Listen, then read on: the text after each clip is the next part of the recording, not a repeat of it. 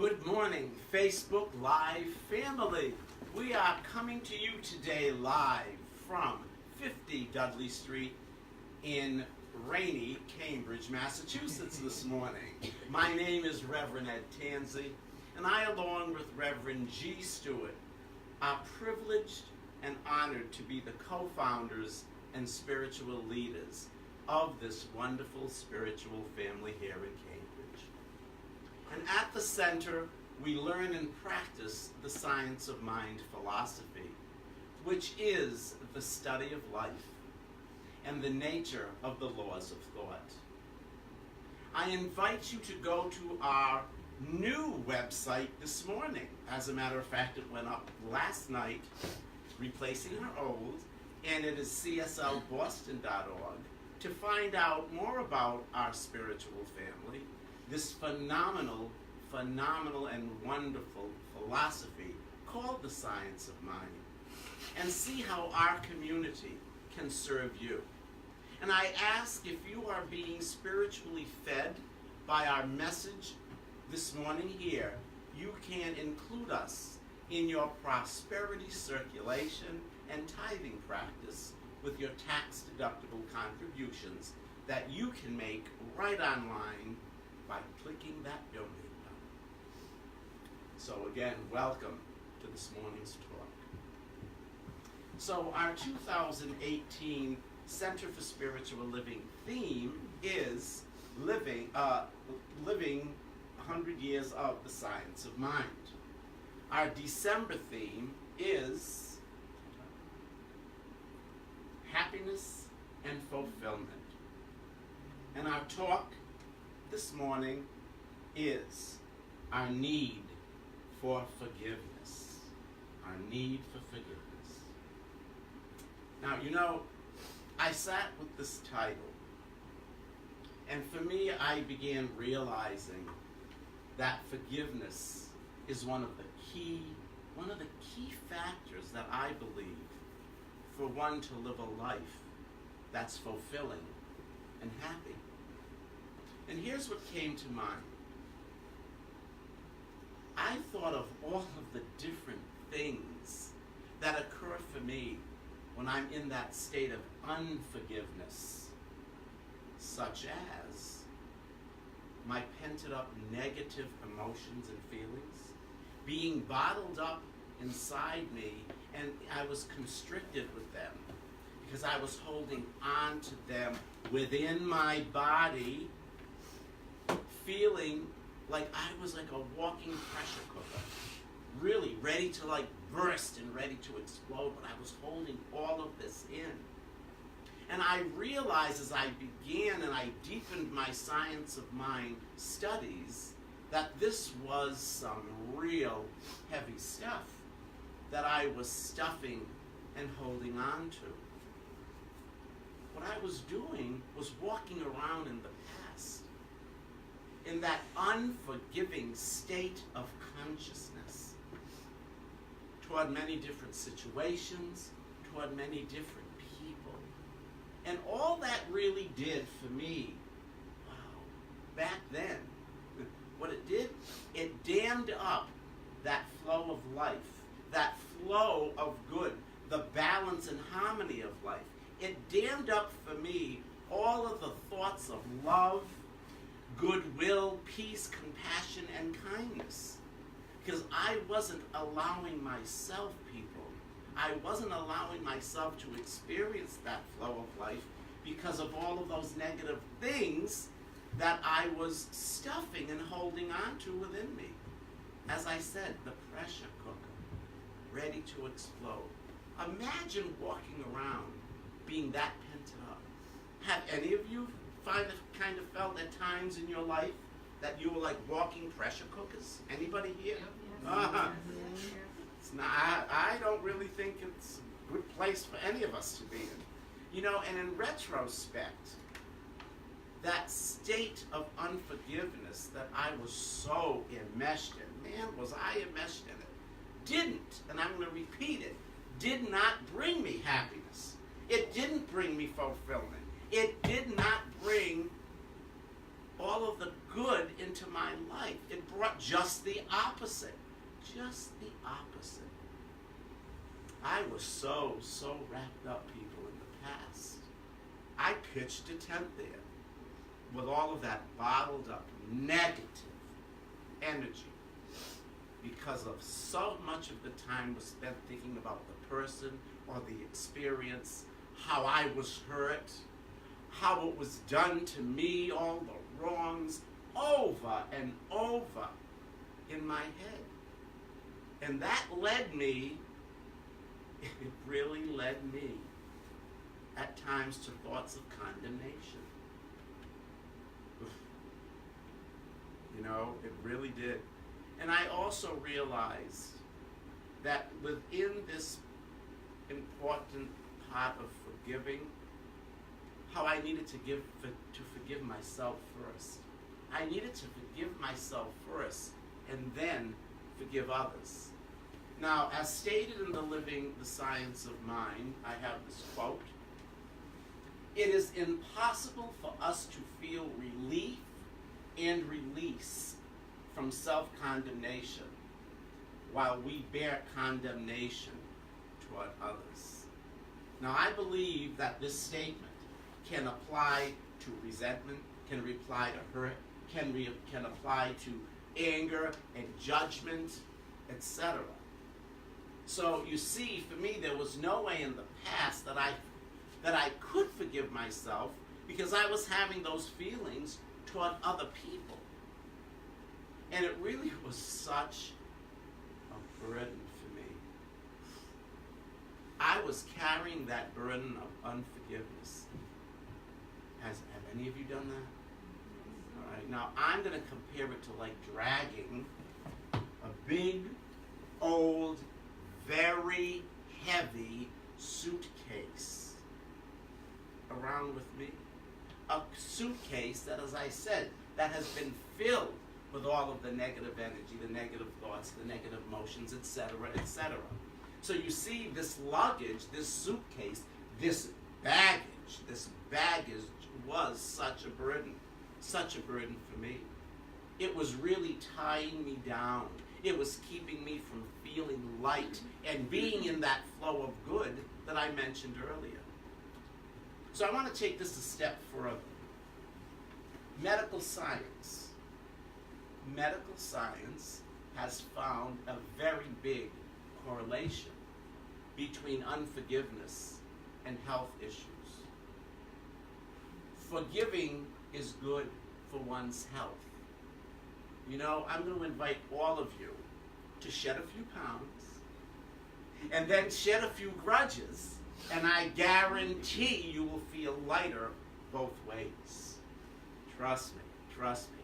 So putting all this together, what I was, all that I've mentioned brought me back to the time that I received the news of my body having that experience of cancer. And as many of you know here in our community, I went to, for the first few days, I went to that pity pot of, feeling, oh, poor me. But after 2 days, I then began extensive work with my prayer partner, bless her heart, Reverend Jane, concerning my situation. What lessons was I to learn from the cancer that I was experiencing? What message was it bringing me for me to pay attention to? So what we did is we went back to the book that Louise Hayes wrote, who was a Science of Mind minister. She became a Science of Mind minister in 1981, and she wrote the book, You Can Heal Your Life. Have any of you, I'm sure, is that in many of your libraries? It's a good book. If it isn't, trust me. And let me tell you, that really hit home for me. It made sense why the cancer appeared in my body. And here's what I found out about cancer on page 158. Possible cause: deep hurt, long-standing resentment, deep secret or grief eating away at the self, carrying hatreds. What's the use? And the new thought pattern that she wrote I lovingly forgive and release all of the past. I choose to fill my world with joy. I love and approve of myself. I'm going to repeat that again because I think that's beautiful. I lovingly forgive and release all of the past. I choose to fill my world with joy. I love and approve of myself. So after reading and ingesting what she wrote, along with all of the studies that I completed, and all of that precious work I did with my prayer partner and also with Rev G, and some people also in the congregation here I went to and did a lot of work with, I think many of them. And you know, after doing this, the appearance of the cancer really did make sense. I realized that for so many years, I was walking around with very, very deep hurt. The loss of my relationship with my daughter, I carry that, I still carry that, but I am dealing with that. Along with the hurt, I carried, and unfortunately, the resentment towards my ex-wife. The hatred at times. Wow, when I think back then, the hatred at times that I felt toward her. And then there was that deep, deep secret that I also was living with for a very long time about being gay. This ate away at me for years and years, and how I condemned myself, how I hated myself. I remember so many times I literally would look into a mirror and I would degrade myself for being gay. I would say things looking at that mirror like, you'll never amount to anything. You're a loser. You're scum. You're dirt. I did this. I can't tell you for how long. I did such a number on myself. Such a number. And because of looking back and working with all of this stuff, looking back at all of the stuff I carried around in that suitcase of the burden for years, I had no doubt why the cancer showed up in my body. I was like the perfect target, the perfect subject, the perfect host for cancer because of how I was living my life. Like a pressure cooker, with all of that that I was holding within myself. You know, and through that experience, what I realized and I saw the necessity to forgive me so that I could get rid of all of those feelings and emotions that were so negative, and all of the resentments and the condemnation and the hatred that was really damming up my flow of good for my life and for myself, and also damming up all of the magnificence, people, that flow would bring me, getting rid of all of that was damming up my happiness and damming up me feeling fulfilled, getting rid of that burdensome suitcase, which I do not carry along with me anymore. So, you know, one of the many great lessons that I received from the experience of the cancer was that forgiving of myself. Remember to forgive yourself first. Forgive yourself first, because you can only receive in life what you're willing to accept. Does that make sense? Yes. And here my final quote from Living the Science of Mind. It is impossible for us to have any sense of being forgiven while we condemn others. While we condemn others. So to live a life, a fulfilling life, and experience happiness, I think it's almost impossible to do when we do carry that suitcase that is stuffed with the burdens of unforgiveness, because we all know how that suitcase dams up the flow of good. Thank you.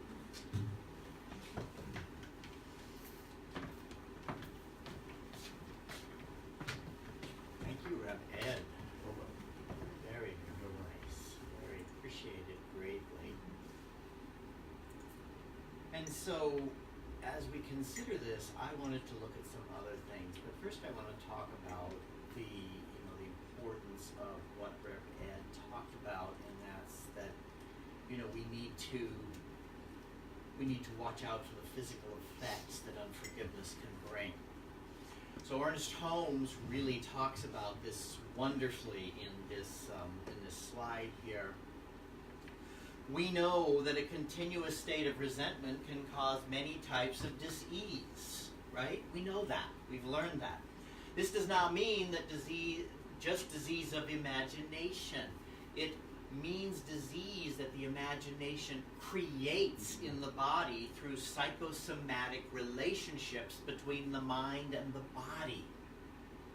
Ernest Holmes got this, and shared it with us so that we can know. It's like we can actually take that imagination of disease through these beliefs and turn it into the real thing. And who wants to do that anymore? Not me. How about you? Right. So we thank Ernest for all of the work that he did to bring all this to us. So what I'd like to talk about today is I'd actually like to discuss, first of all, Centers for Spiritual Living stand on forgiveness as an organization. What do we stand for? What do we think as an organization?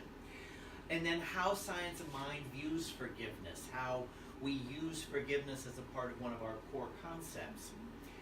And then that the divine wants us to be happy. Hey, great news. The divine wants us to have happiness, have all of the desires of our hearts, because it's trying to express itself as us. And then I want to offer a closed-eyed process to allow us to connect with our oneness and to move into paradise. So, how's that for an exciting thing to do, right? Looking forward to that. So, all right, so let's take a look. First of all, we as Centers for Spiritual Living have this beautiful global vision that we follow. And, oh, you had the clicker. Okay, so here is, oops. That's what's next. That's what's next? There's something wrong. Oh my goodness. Let me have that. Somebody took my slide away. How interesting. It disappeared. Somebody took my slide away. Okay. Well, I guess then we will have to go with it this way. I will just read it to you. All right, so in that global vision, it says, we envision a worldwide culture in which forgiveness, whether for errors, injustices, or debts, is the norm. I'm going to say that one more time. We envision a worldwide culture in which forgiveness, whether for errors, injustice, or debts, is the norm. So, as an organization, we desire to see this thing called forgiveness as a part of our worldwide culture. We are creating it here so that we can expand it out into the consciousness of the world, right? Because we see there's so much unforgiveness in the world right now. It's so easy to see. Turn on the news. I try to avoid that. But when I'm in a good place, I can turn on the news and I can see where my prayer work is. So that's the place to be important. So we understand the importance and the power of forgiveness. It is not condoning what someone else did.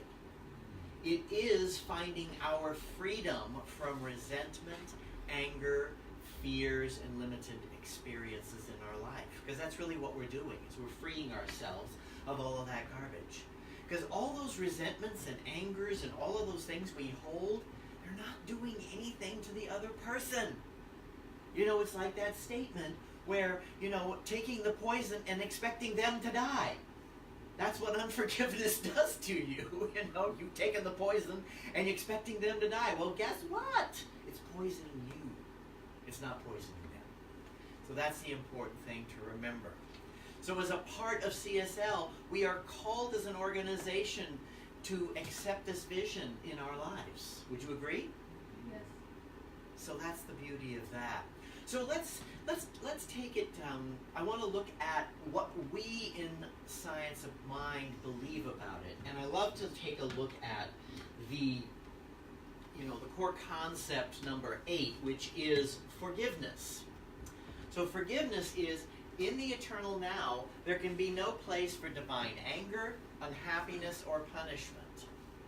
If we perceive a need for forgiveness, this is a human condition.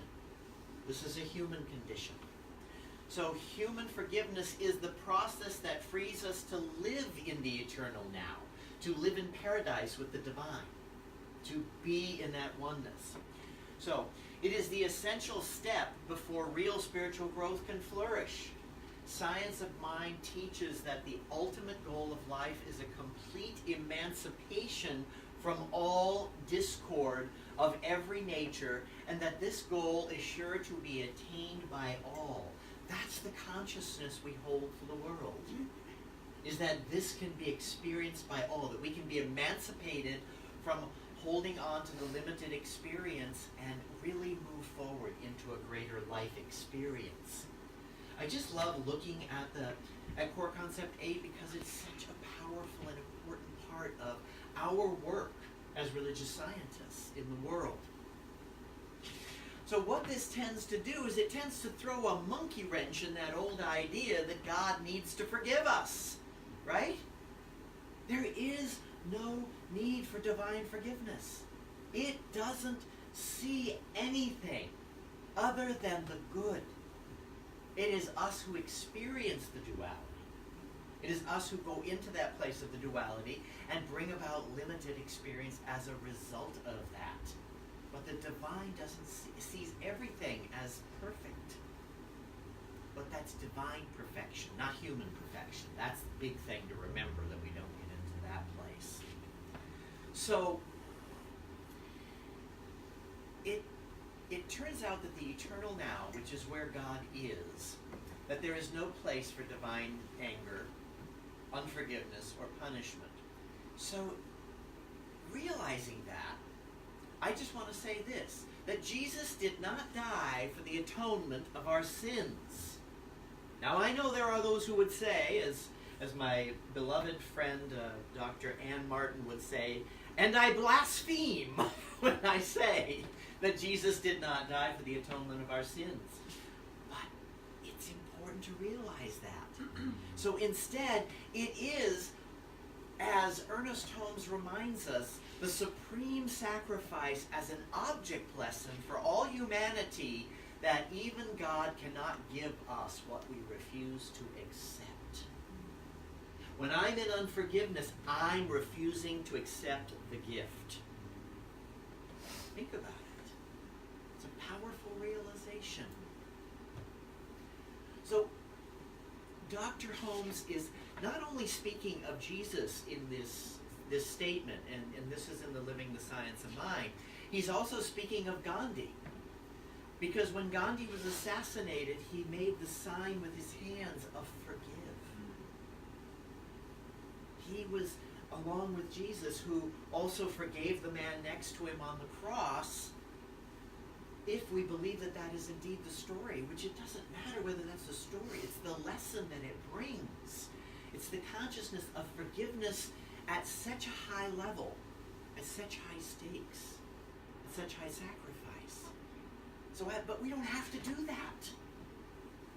We can do it in everything that we do just naturally. You know, Penny said something to me this morning that just so resonated with me. Because it's so true.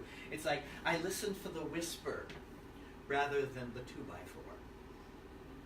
Right? So it's listening for the whisper. Do I need to forgive here? Am I holding on to something? Am I limiting my experience? Yes. So I want to get out of that. So instead of atonement, it was at-one-ment. That's what that's the message that's being brought. That's the message of the cross, is it's at-one-ment. It is getting into that place of being the one, being in the one, so that we can experience the eternal now. This is the gift that forgiveness gives us and allows us to receive the divine gift. So the last thing I want to make before we move into our experiential is the divine only wants us to be happy. Our problem is that we keep sending mixed signals out to the universe, right?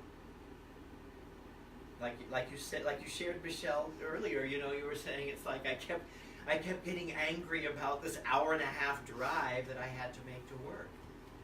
But somewhere, you had set a better consciousness of something better, and that's why you received that gift of less drive time.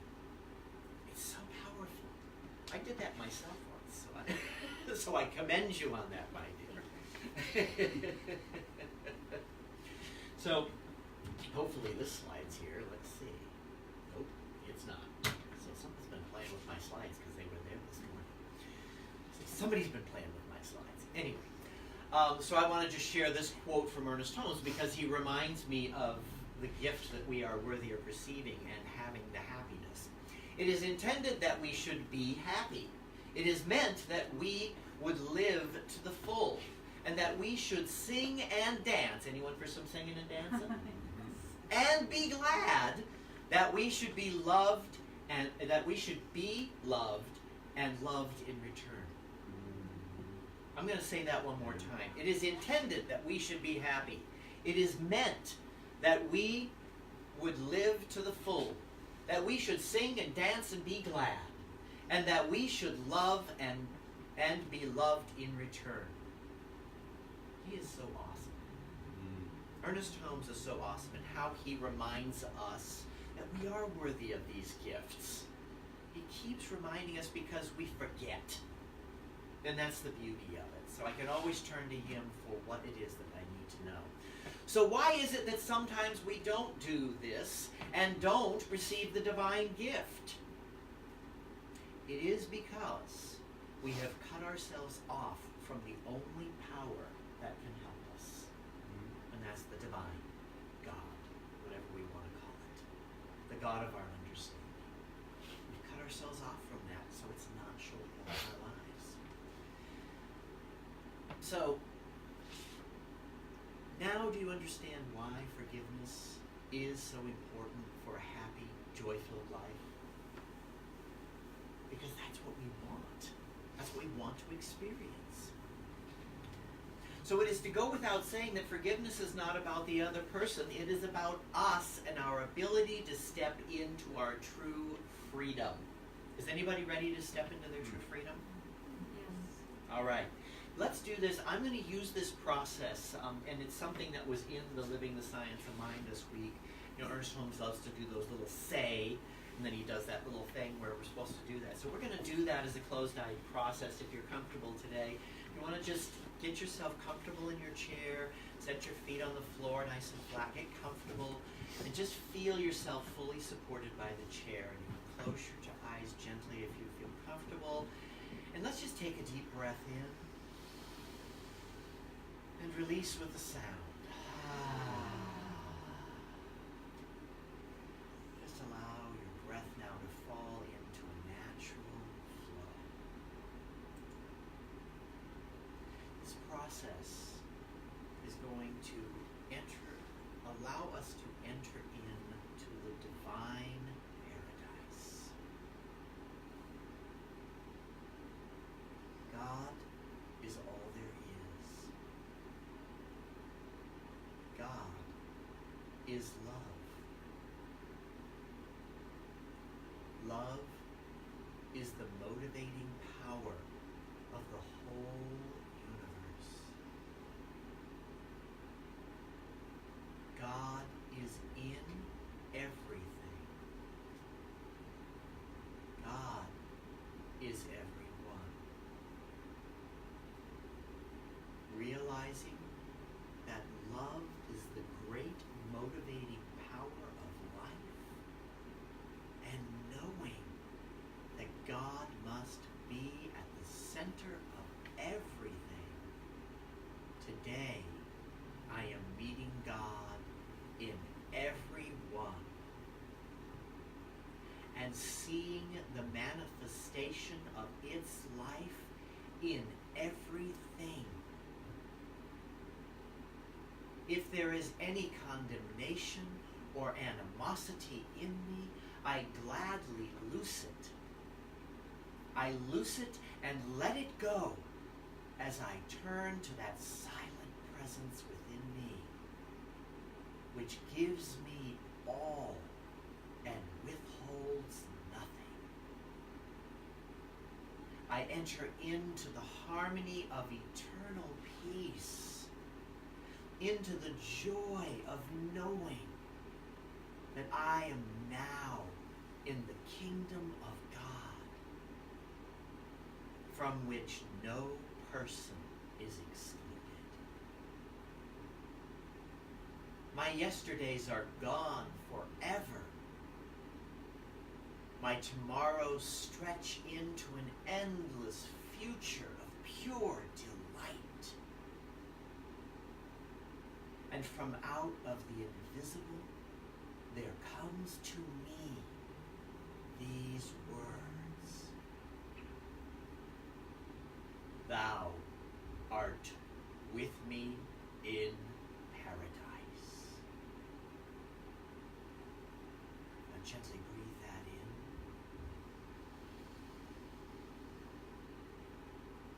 And exhale. Now gently allow your consciousness to rise up and return back to the room.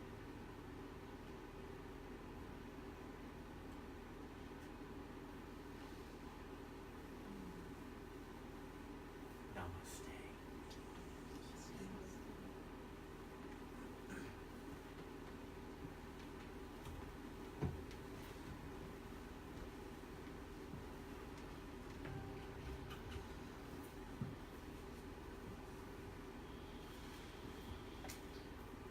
Let us all just take a deep breath in, breathing in love.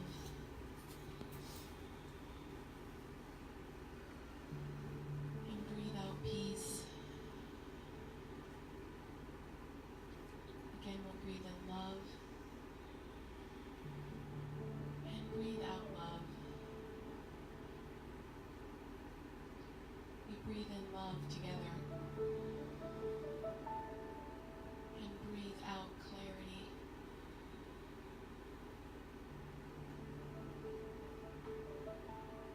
And I speak my word today, knowing the power in it, the power in my word, that each one here in this room, in the here and now, fully embodies with clarity the gifts of the eternal now in love. I speak my word declaring that it is love and God in and through all things, each experience, each relationship, and that this love transforms with clarity this process called life, that each one here in the eternal now with the vision of love trust life. And I know that there is one God.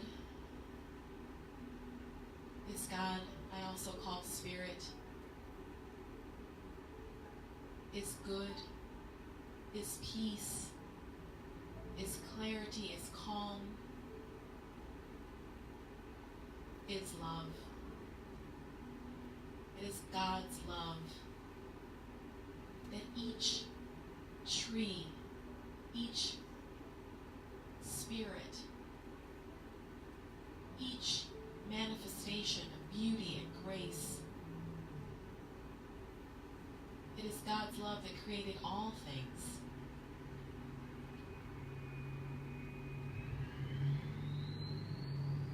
It is God's vision of life.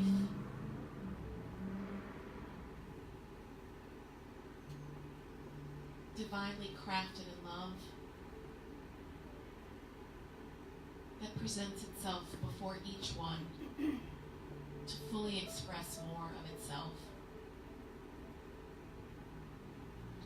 As God is good and God is all there is, as God is love and light and joy, peace and harmony and beauty, as God is transformative in love,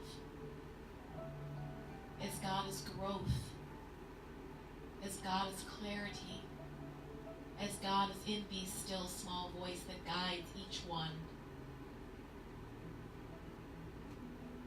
It is God's hand, energy, intention back of all things, all experiences, all of life. And I know that I am one with God. I am one with this purposeful, creative energy, this presence of beauty and grace, of abundant love. I am one with this presence that intends goodness, that intends abundance, that intends harmony. I'm one with this. I'm one with God's essence, the essence of clarity, the essence of divinity, the essence of guidance, of grace, of beauty, of a knowingness that is beyond explanation. I'm one with this love. And as I am one with this, so is each one here. Each sentient being here now was fully orbed in the mind of God. Each one here has the mind of God, as God's mind is one with each. There is one mind, one heart, one intention, and this intention is a loving presence.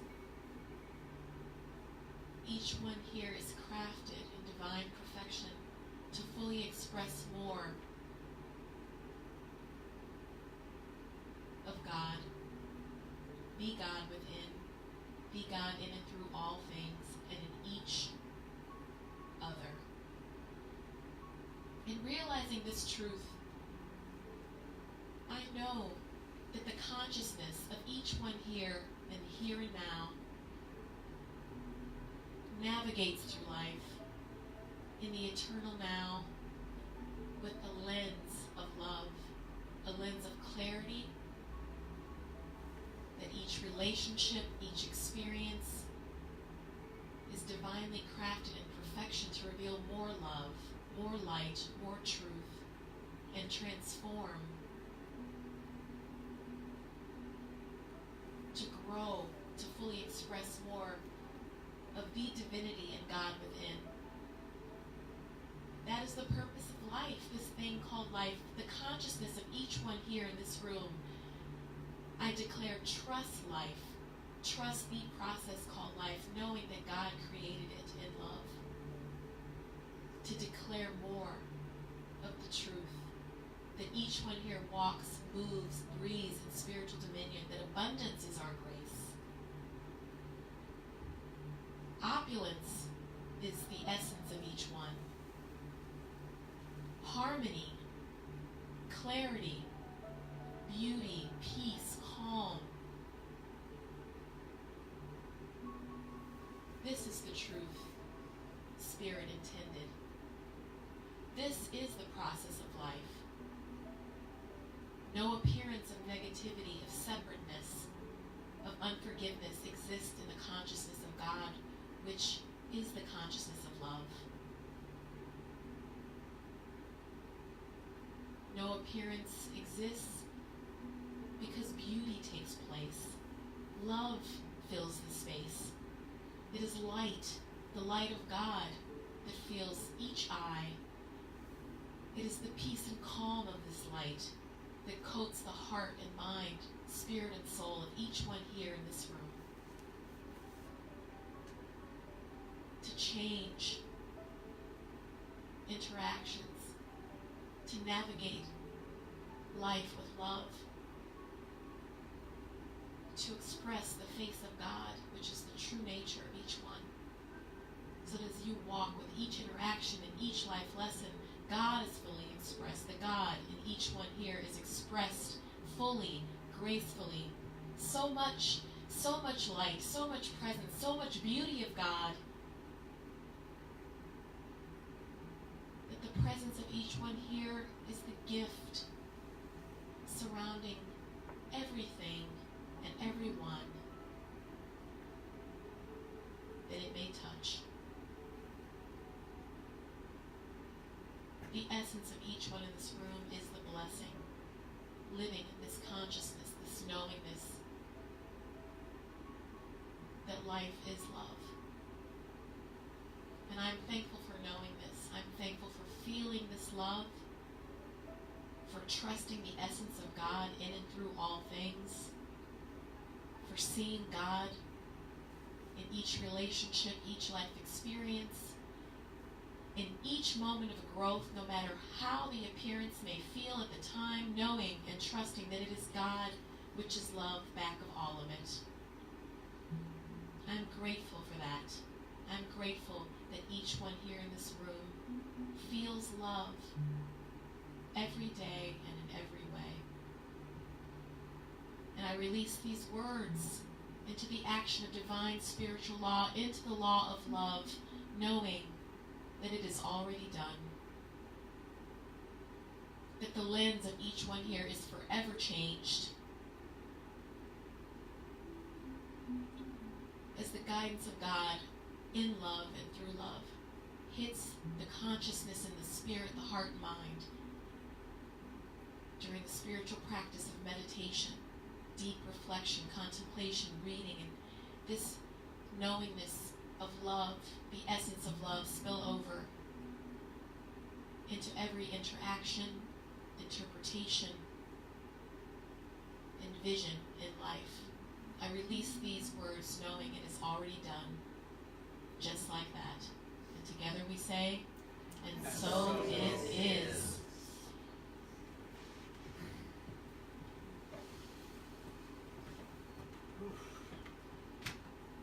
Thank you, Dr. Liza. That was awesome. I'm just feeling all healed. How about everybody else? All right. So, thank you. Let's join together in our affirmation from Dr. Nan Hutton this morning, practitioner intern here at CSL Greater Boston. I rejoice that the kingdom of God is within and supplies everything I could want or need. Love it. Let's say it again. I rejoice that the kingdom of God is within and supplies everything I could want or need. I love it. Thank you for reminding me. All right, so now is the time